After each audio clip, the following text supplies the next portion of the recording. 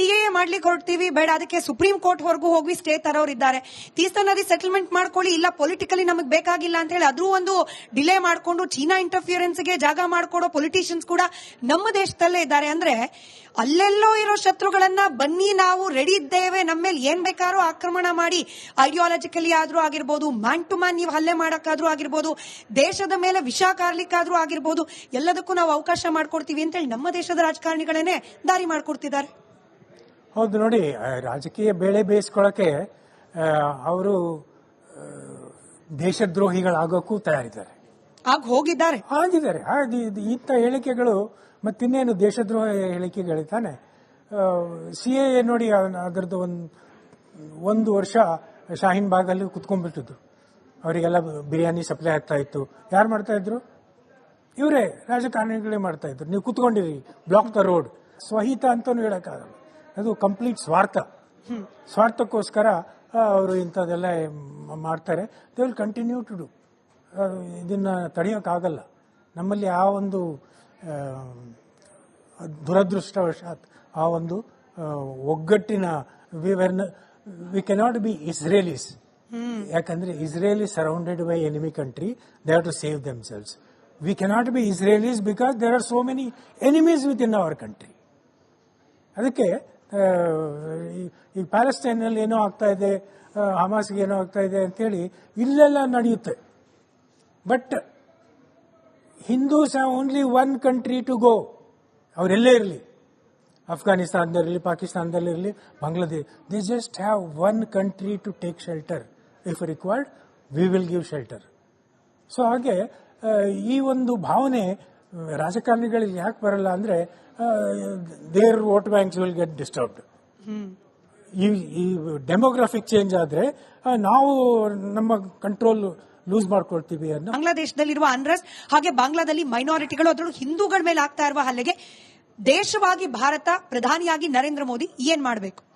ಇದನ್ನ ನೋಡಿ, ಬಹಳ ಡಿಬೇಟ್ ಆಗ್ತಾ ಇದೆ ಈ ವಿಷಯದಲ್ಲಿ. ಇವತ್ತು ಫಾರ್ ಅಗೇನ್ಸ್ಟ್ ಬಹಳ ಆಗ್ತಾ ಇದೆ. ನಾವು ಯಾವಾಗ United Nations human rights commission report ಯಾವಾಗ ಕೈಲಿ ಬಂತು, ನಾವು ಅದನ್ನ ತಗೊಂಡು ಹೋಗಿ ಯುನೈಟೆಡ್ ನೇಷನ್ಸ್ಗೆ ಹೋಗಿ ಬಾಂಗ್ಲಾದೇಶ್ ಮೇಲೆ ನಾವು ಸ್ಯಾಂಕ್ಷನ್ಸ್ ಹಾಕಿ ಅನ್ನೋ ಮಾತು ಆಡ್ಬೋದಾಗಿತ್ತು. ಆಮೇಲೆ ನಾವು ಬೇರೆ ದೇಶಗಳಿಗೂ ಇದನ್ನ ತಿಳುವಳಿಕೆ ಅವ್ರಿಗೆ ಮಾಡಿಕೊಡ್ಬೋದಾಗಿತ್ತು. ಇಲ್ಲ, ನಮ್ಮ ಹಿಂದೂಗಳ ಮೇಲೆ ಅತ್ಯಾಚಾರ ನಡೀತಾ ಇದೆ, ಇದನ್ನ there is a total genocide and ಇದನ್ನ ಇಟ್ ಹಸ್ ನೌ ಇದು gone to extremes. Bangladesh has to be contained. ಆಮೇಲೆ ಯೂನಸ್ಸು he cannot control his people ಅನ್ನುವ ಮಾತನ್ನ ನಾವು ಎಲ್ಲ ಕಡೆ ಅಗ್ರೆಸಿವ್ ಡಿಪ್ಲೊಮಸಿ, ಇದು they call it as the calibration of our diplomatic views ಮಾಡ್ಬೋದಾಗಿತ್ತು, ಮಾಡಲಿಲ್ಲ. ಎರಡನೇದು, ನಮ್ಮ ಇವತ್ತು ಟ್ರೇಡು ಇವತ್ತಿನವರೆಗೂ $14 ಬಿಲಿಯನ್ ಮೇಲೆ ಹೋಗ್ತಾ ಇದೆ. ನಾವು ಬಾಂಗ್ಲಾದೇಶ್ ಹೇಳ್ಬೋದಾಗಿತ್ತು, ದಯವಿಟ್ಟು either you take back, you stop all this nonsense, or we will stop the trade with you. ಅಲ್ಲಿ ಏನು ನಾವು ಖಂಡನೆ ಮಾಡ್ತೀವಿ, ನೀವು ಖಂಡನೆ ಬೇಕಾದ್ರೆ ಮಾಡ್ಕೊಳ್ಳಿ, ಏನ್ ಬೇಕಾದ್ರೆ ಮಾಡ್ಕೊಳ್ಳಿ, ಅದು ನಡೆಯೋದು ನಡೀತಾ ಇದೆಯಾ? ನೀವು ಅದಕ್ಕೆ ಪಾಸಿಟಿವ್ ಆಕ್ಷನ್ ತಗೊಂಡಿದ್ದಿದ್ರೆ ಏನಾರು ಒಂದು ಅದನ್ನ ನಿಲ್ಲಿಸಬಹುದಾಗಿತ್ತು.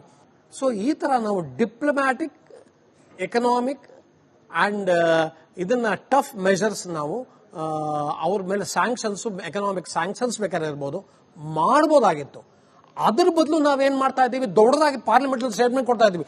2900 ಅಟ್ಯಾಕ್ ಆಯ್ತು.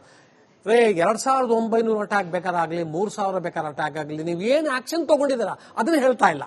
ಅಂಡ್ ಇದು ಬಹಳ ಅನ್ಯಾಯ. ಇದು ಫಸ್ಟ್ ಯು ಟೇಕ್ ಆಕ್ಷನ್, ಆಮೇಲೆ ಎಲ್ಲ ಒಂದು ಚಿಕ್ಕ ಪುಟ್ಟ ಇದನ್ನ ಸಂಗತಿಗಳಾದ್ರೂ ನಮ್ಮ ದೇಶದಲ್ಲಿ ದೊಡ್ಡ ದೊಡ್ಡ ಸ್ಟೇಟ್ಮೆಂಟ್ಸ್ ಕೊಡುವಂತಹ ನಮ್ಮ ಬಹಳ ಸೀನಿಯರ್ ಲೀಡರ್ಸ್ ನಮ್ಮ ಪೊಲಿಟಿಕಲ್ ಇದರಲ್ಲಿ ಅಡ್ಮಿನಿಸ್ಟ್ರೇಷನ್ ಅಲ್ಲಿ ಮಾತಾಡ್ತಾನೆ ಇಲ್ಲ ಇದ್ರ ವಿಷಯ, ಸುಮ್ಮನೆ ಇದಾರೆ ಅವರು. ಇವತ್ತು ನಮ್ಮ ದೇಶದ ಪ್ರಧಾನಮಂತ್ರಿಗಳು ಟಫ್ ಸ್ಟ್ಯಾಂಡ್ ತಗೊಂಡ್ರೆ, ಇಲ್ಲ ನೀವು ಮಾಡ್ತಾ ಇರೋದು ತಪ್ಪು, ನೀವು ಬೇಕಾದ್ರೆ ಯುಎನ್ ಜೊತೆ ಯಾರೋ ಮಾತಾಡಿ, ಅಥವಾ ನೀವು ಸೆಕ್ರೆಟರಿ ಜನರಲ್ ಯುಎನ್ ಜೊತೆ ಯಾರೋ ಮಾತಾಡಿ, ಅಥವಾ ಬೇರೆ ದೇಶಗಳ ಇದನ್ನ ಪ್ರೆಸಿಡೆಂಟ್ ಜೊತೆ ಯಾರೋ ಮಾತಾಡಿ ಅವ್ರಿಗೆ ಹೇಳಿದ್ರೆ ಈ ತರ ಆಗ್ತಾ ಇರೋದು ತಪ್ಪು, we are now human rights violation ವಿಪರೀತ ನಡೀತಾ ಇದೆ, Bangladesh has to be sanction ಅಂತ ಹೇಳಿದ್ರೆ ಬಾಂಗ್ಲಾದೇಶ್ ವಿಲ್ ಕಮ್ ಡೌನ್. ನಾವು we don't have to wait for February 12th elections. ಆ ಎಲೆಕ್ಷನ್ಸ್ ಮುಂಚೆನೇ ಇವೆಲ್ಲ ಮಾಡ್ಬೋದಾಗಿದೆ ಕೆಲಸ. ಇದನ್ನ ಎಲ್ಲರೂ ಕೇಳ್ತಾರೆ, ಯಾಕೆ ನೀವು ಮಾಡ್ತಾ ಇಲ್ಲ ಅಂತ. ಒಂದು ರೀತಿಯಲ್ಲಿ ನನಗನ್ಸತ್ತೆ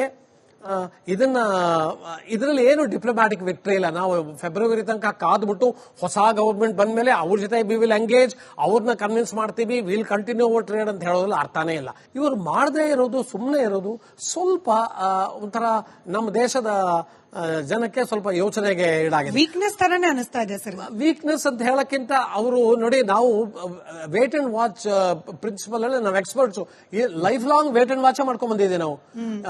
ನಾವು ಯಾವತ್ತೂ ಎಲ್ಲೋ ಯಾರ ಮೇಲೂ ಸಿಂಪಲ್ ಆಗಿ ಅವ್ರು ಹೊಡಿಲಿ, ಹೆಂಗ್ ಹೊಡಿತಾರ ನೋಡ್ಬಿಟ್ಟು ಆಮೇಲೆ ತಿರುಗಿ ಹೊಡಿಬೇಕು ಯೋಚನೆ ಮಾಡಲ್ಲ. ನಾವು ಹಮಾಸು ಇಸ್ರೇಲ್ ಹೊಡಿತಾ ಇದೆ ಅನ್ನೋ ಮಾತಾಡೋದ್ ಬದಲು ನಮಗೇನಾಗ್ತಾ ಇದೆ ಆಕ್ಚುಲಿ ಅದನ್ನ ಯೋಚನೆ ಮಾಡೋದು ಬಿಟ್ಟು, ಹಮಾಸ್ ಹಂಗ್ ಹೊಡೆದ್ರು, ನೀವು ಹಮಾಸ್ ಯಾವ ತರ ಬೇಕಾದ್ರೆ ಹೊಡಿಲಿ, ಆದ್ರೆ ನಾವು ಹೊಡೆಸ್ಕೊತಾ ಇದೀವಲ್ಲ ಅಲ್ಲಿ ಯಾವ ತರ ಬಹಳ ಬರ್ಬರವಾಗಿ